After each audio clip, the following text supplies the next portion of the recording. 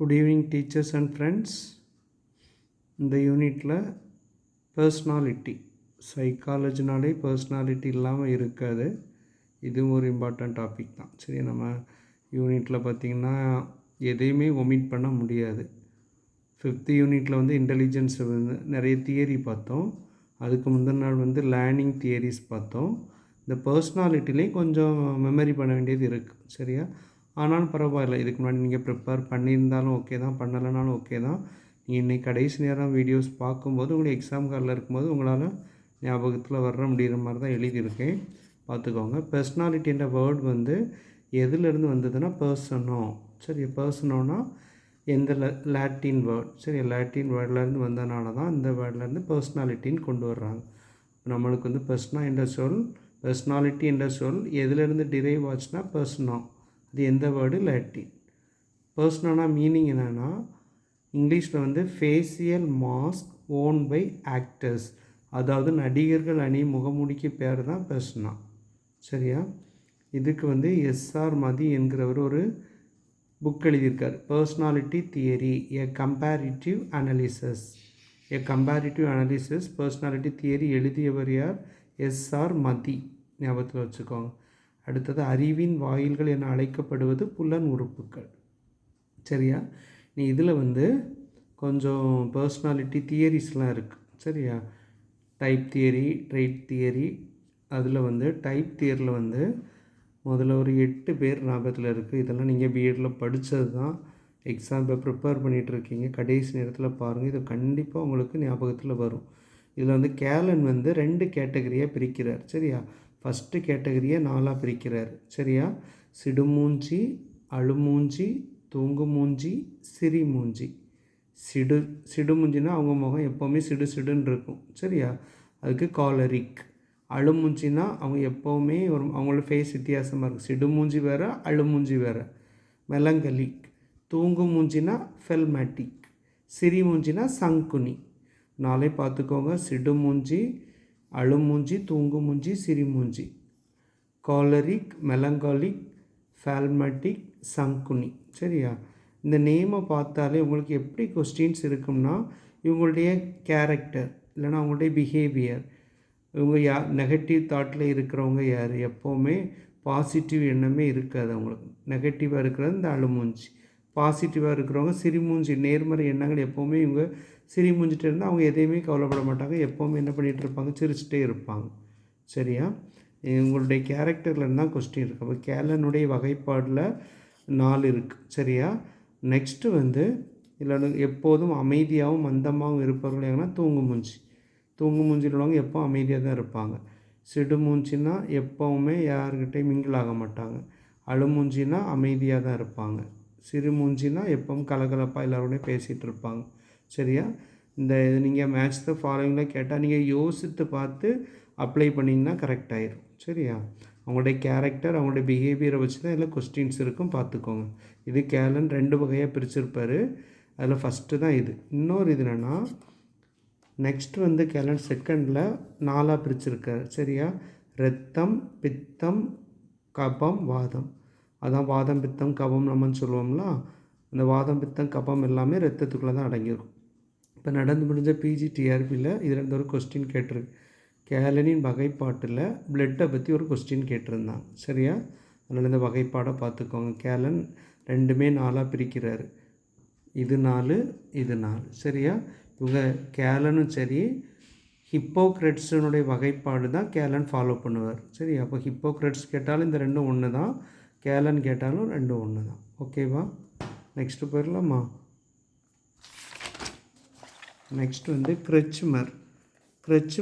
அவருடைய பர்சனாலிட்டி தியரியில் 3 வகைப்பாடாக பிரிக்கிறார் மனிதர்களை, அவங்களுடைய கேரக்டர் வைஸ். சரியா?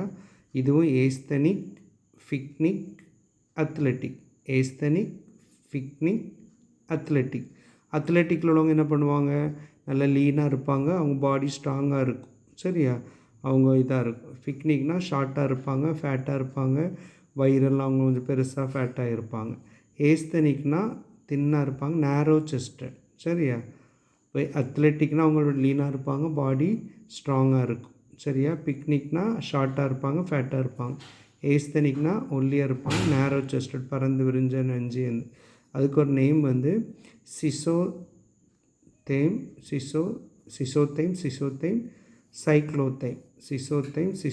சைக்ளோதேம். சரியா பார்த்துக்கோங்க. ஏஸ்தனிக், ஃபிக்னிக், அத்லெட்டிக் இந்த மூணையும் சொன்னவர் யார்? கிரச்மர். சரியா? அப்போது கிரச்மருடைய சைக்காலஜி கிரச்மருடைய பர்சனாலிட்டியில் வரக்கூடியது 3 ஏபிஏ ஞாபகத்தில் வச்சுக்கோங்க. சரியா?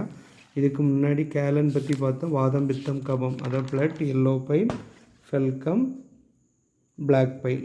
ஃபஸ்ட் என்ன பார்த்தோம்? சிடுமுஞ்சி, அழுமுஞ்சி, தூங்குமுஞ்சி, சிறுமுஞ்சி. காலரிக், மெலங்காலிக், ஃபெல்மேட்டிக், சாங்குனி. ஓகேவா? நெக்ஸ்ட்டு வந்து ஷெல்டனும் 3 மேக்ஸிமம் 3 தான் வர்றதுனா ஈஸியாக போட்டு வச்சுருக்கேன். இதுவும் முக்கியமானதான். Endomorphy, ectomorphy, mesomorphy. Endo, ecto, meso.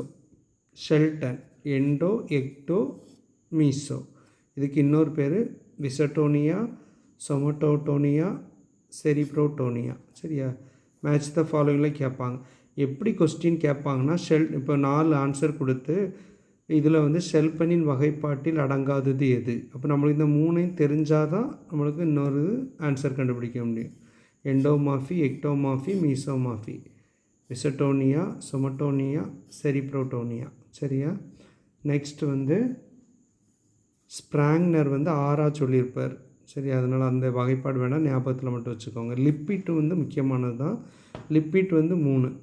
சரியா? ஆத்தரிட்டேரியன், டெமோக்ராட்டிக், லைசஸ் ஃபேர். எதேச்சாதிகார ஆளுமை, ஜனநாயக ஆளுமை, தலையிட ஆளுமை. ஓகேவா?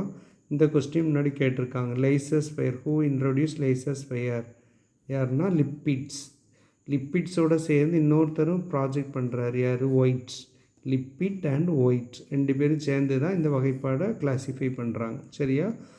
ADL authoritarian, democratic, laissez faire. ஓகேவா? லிப்பிட்ஸும் 3, அடுத்த ஷெல்டனும் 3, கிரச்மரும் 3. கிரச்மர், ஷெல்டன், லிப்பிட்ஸ் 3 பேருமே 3 அவங்கள்ட்ட இது. சரி, ஞாபகத்தில் வச்சுக்கோங்க. லிப்பிட்ஸ்னால் லைசஸ் ஃபேர் ஞாபகத்தில் வச்சுக்கோங்க. அடுத்த ஷெல்டன்னா எண்டோ, எக்டோ, மீசோ. கிரச்மர்னா ஏஸ்தனிக், ஃபிக்னிக், அத்லெட்டிக். அவங்களுடைய பிஹேவியர், கேரக்டர் வச்சு கொஸ்டின் இதாக கொடுத்துருந்தாங்கன்னா, கிரிட்டிக்கல் திங்கிங்கில் கொடுத்துருந்தாங்கன்னா இதை படிச்சிட்டிங்கன்னா இந்த ஆடியோவையும் கேட்டிங்கன்னா உங்களுக்கு கண்டிப்பாக யூஸ்ஃபுல்லாக இருக்கும். சரியா? அடுத்த ரொம்ப ரொம்ப முக்கியமான கொஸ்டின். அகமுகி புறமுகி அறிமுகப்படுத்தியவர் யார்? Carl young. அகமுகி புறமுகி அறிமுகப்படுத்தியவர் யார்? கார்ல் யங். சரியா? இந்த கார்ல் யங் 2 தான். Extrovert, introvert. புறமுகினா வெளியிருந்து வரக்கூடிய, அகமுகினா இன்னர்லேருந்து வரக்கூடிய. Next question. ஒவ்வொரு ஆளுமையும் 2 முனைகளை கொண்டுள்ளது என்றவர் கேட்டல். 2 முனைனா பைபோலார். சொன்னது யார்? கேட்டல். ஓகேவா? நெக்ஸ்ட் வந்து இந்த கேட்டல் குறிப்பிடும் 2 வகை ஆளுமை பண்புகள் என்னென்னா, கேட்டல் வந்து 2 சோர்ஸ் ட்ரைட்ஸ், சர்ஃபேஸ் ட்ரைட்ஸ். ஆதார பண்புகள், மேற்பரப்பு பண்புகள். ஆதார பண்புகள்னால் என்னது? மேற்பரப்பு பண்புகள் என்னது? கொஸ்டின் கேட்டிருந்தாங்கன்னா அப்போ 2க்குள்ளே இதை டிஃப்ரெண்ட்டாக புரிஞ்சு ஆன்சர் பண்ணுங்கள். சரியா? அடுத்தது ஹியரார்ச்சிக்கல் டைப் அப்ரோச் இன்ட்ரடியூஸ் பண்ணது யாருன்னா ஐசங்க். உள்ள பகுப்பாய்வு கொண்டு, இது ரொம்ப ரொம்ப ரொம்ப முக்கியம். இது இல்லாத கொஸ்டின்ஸே இல்லைன்னு சொல்லலாம். சரியா? எந்த டெட்டாக இருக்கட்டு, இதாக இருக்கட்டு, டிஆர்பி, கண்டிப்பாக இதிலேருந்து ஏதாவது ஃப்ராய்டை பற்றி கொஸ்டின்ஸ் இருக்கும். சரியா? சிக்மண்ட் ஃப்ராய்டு தான் psycho analytic theory. Sigmund Freud உள்ள பகுப்பாய்வு கோட்பாடு. இவர் தான் 3 நாடு பிரிச்சிருப்பார். இட், ஈகோ, சூப்பர்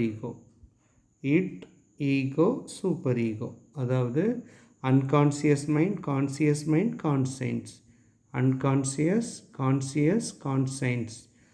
தமிழில் வந்து விலங்கு மனம், தன்னுணர்வு மனநிலை, மேல் மனநிலை. ஞாபகத்தில் வச்சுக்கோங்க. Id, ego, super ego.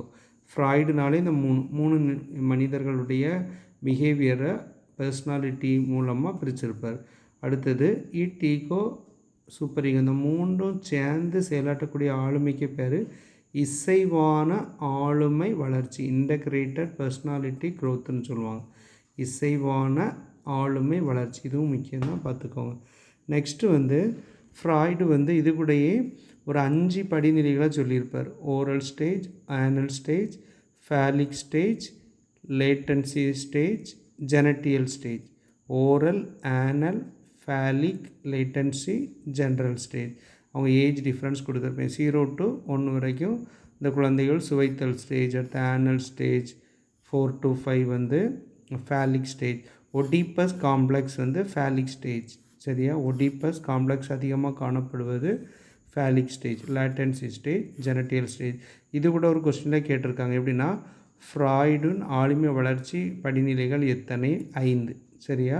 Psycho analytic தியரியை கொண்டு வந்தவரும் அவர் தான். அதில் 3. Id ego, super ego. ஓகேவா?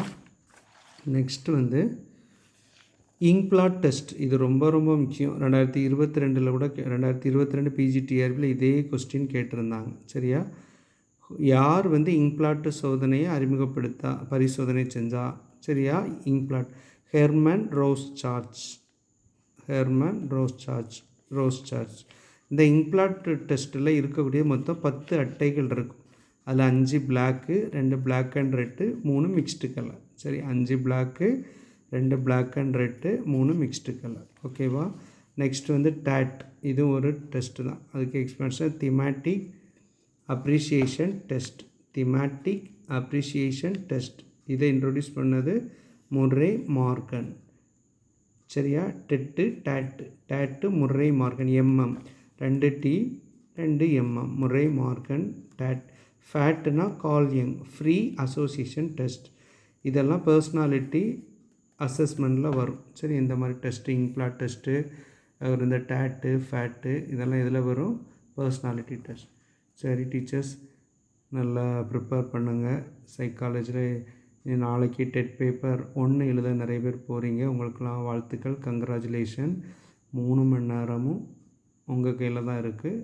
பொறுமையாக நிதானமாக ஆன்சர் பண்ணுங்கள். சரி, இப்போ இதுக்கான கேள்வி கமெண்டில் வந்து ஒரு 2 கொஸ்டின் கேட்குறேன். Psycho analytic theory. Who introduce psycho analytic theory? சரியா? முதல் கொஸ்டின். 2வது கொஸ்டின், இன்ட்ரோவர்ட் எக்ஸ்ட்ரோவர்ட் இன்ட்ரொடியூஸ் பண்ணது யார்? இந்த 2 கொஸ்டினையும் கமெண்டில் போடுங்க. Okay, thank you teachers.